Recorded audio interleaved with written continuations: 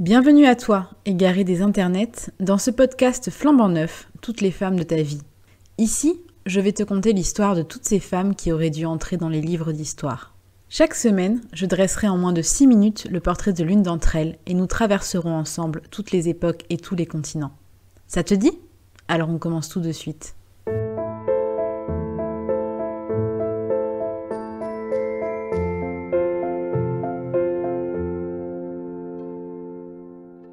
Aujourd'hui, je vais te raconter l'histoire de Funmilayo Ransome Kuti, activiste et féministe nigériane du XXe siècle. De son vrai nom Francis Abigail Olu Funmilayo Thomas, Funmilayo naît le 25 octobre 1900 à Abeokuta, au Nigeria.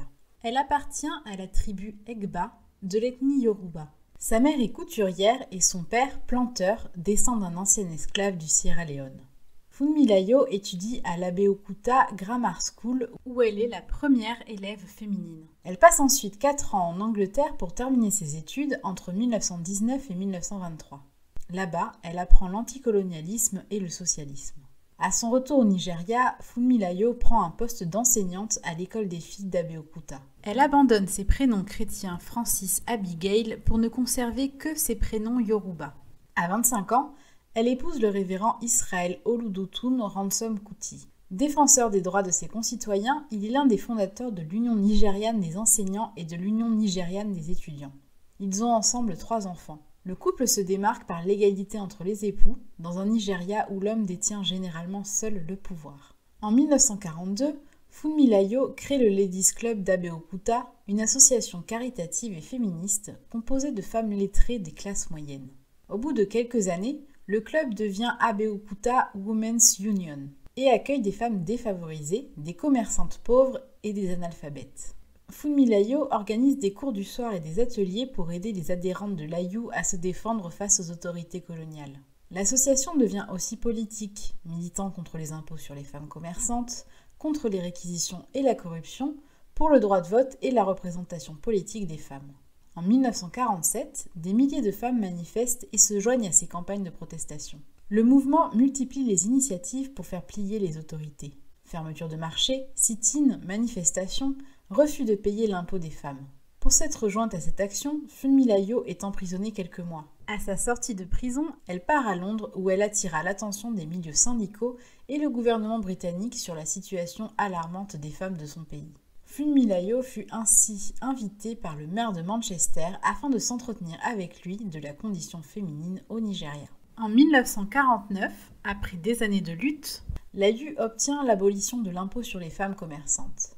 Elle conduit l'opposition contre les Native Authorities, plus précisément contre l'Alake d'Egba. Funmilayo présente des documents dénonçant les abus d'autorité de l'Alake, à qui avait été accordé le droit de collecter des impôts par son suzerain colonial, le gouvernement du Royaume-Uni.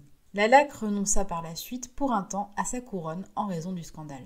L'AYU décroche 4 sièges au sein du conseil intérimaire nouvellement mis en place, dont un pour Funmilayo. Elle supervise également, avec succès, l'abolition des taux d'imposition séparés pour les femmes.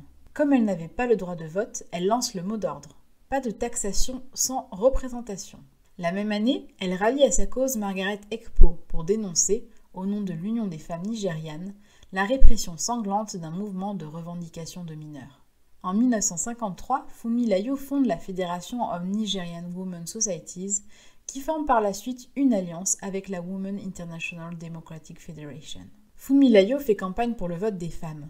Elle est membre pendant de longues années de la direction d'un parti politique, le Conseil national du Nigeria et du Cameroun, mais en est expulsée après sa défaite lors d'une élection parlementaire fédérale. Après sa suspension, son poids politique diminue en raison des orientations de la politique nationale, tout comme celle des 2 membres les plus puissants de l'opposition qu'il avait soutenus, Ayolowo et Adedbero. Cependant, elle ne met jamais vraiment fin à son engagement militant.